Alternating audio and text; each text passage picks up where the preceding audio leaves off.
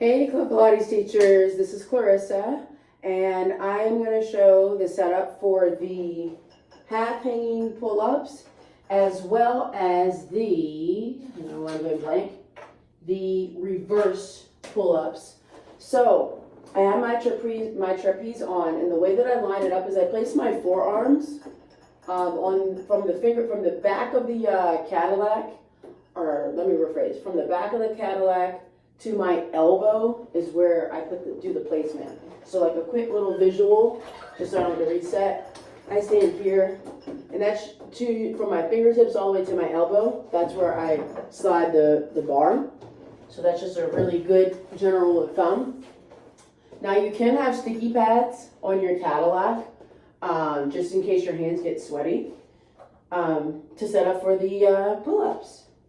So I line my knuckles with the center of the Cadillac, and I stand up nice and tall. I float one leg up, and if you have somebody there, they can always press down on this part right here, and then place my leg on. I do a couple of prep works to kind of ease myself into it. And I start by pressing down on the bar to initiate my lats, because you do need the lats here. So I am contracting my scapula muscles just for that prep work. And then I take my leg off. I do the same thing on the other side, right? Bend, straighten, just to get my lats active and engaged. Once I feel good about it and I'm pressing down on the bar, I then bend my knee and I float the other leg up. Now I'm in a Pilates V. However, you can have your feet wide and turned out. I'll then allow my hips to dangle down. My eyes are looking forward. Common error is that you might see people overarch or too much into their shoulders. Cue them to reach their knuckles forward and down so they initiate the lats. Then from here, have them press down onto the trapeze to lift their hips up so that they're looking directly up towards the ceiling. You then bend the elbows and straighten, and bend and straighten. If you find that their neck is bothering here, have them tilt their chin down just a hair, and then have them sink their hips down, take one foot out to the other, and you come all the way back up. Now that's the more beginner version of the exercise. If you want something a little bit more advanced, now it all depends on your client. They got a nice strong grip, elbows in line with shoulders or even slightly forward realistically. Bend both knees. They're using their core to exhale. Turn the feet out, and they can go right into it from here. Lower the hips. You can take one leg out from the other just because it's a little hard to get that transition that way. All right, that is your hanging pull-ups. Next one, hanging down, reverse pull-ups, okay? So you would have come from, say, your ballet stretch for your hip flexors. So imagine that you were here. One foot is down. Now, a lot of times, common error, people are going to externally rotate their hip. If they do that, that means they may not be ready for the exercise. But what you can do is put their foot into a little strap and just work on the stretch aspect of it, okay? If their hips are semi-open and loose, make sure that their arms are forward of the shoulders. It's imperative here, okay? I'm going to start with the bent knee, bending both knees. Hips and shoulders are square. Then I float the other leg up. I turn my feet out, or they can be narrow. I'm going to go turned out. I sink down. I pull up. I come down. I pull up, and then I take one leg out, and then the other. Now, with that one, shapes and space is going to be your best friend. Personally, I think I was a little too far forward, so I'm going to readjust.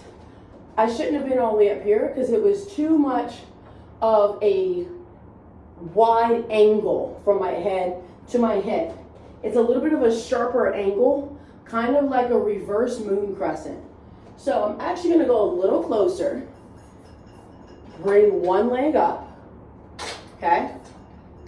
And then Just because of the way my body is, I do have to bring my fingertips closer. So that means maybe I'm not fully ready for the exercise. So this could be something you think about with your client. Their arms are still forward of their shoulders, but they're just not too far forward up here where it looks kind of like a swan. Bend one knee, place the other on. Now we have a sharper angle as we pull up. Now, in this video or in this picture, her knees are bent. Okay? Actually, her legs are a little straight. Actually, I did it the wrong way. So,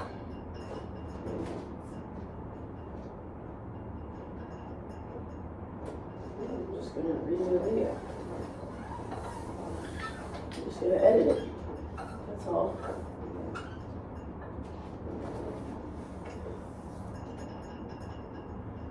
All right, so now we're getting ready to go over our reverse hanging down / reverse pull-ups.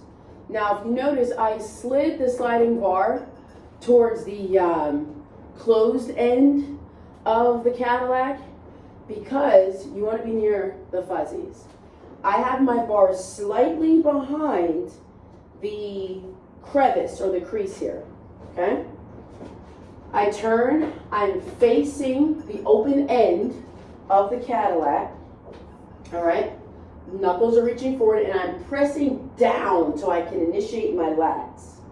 You can then lift one leg up, all right? I'm gonna hop forward a little bit so I have a nice shape in space. It is a lot of extension here in your spine, okay? Just keep that in mind.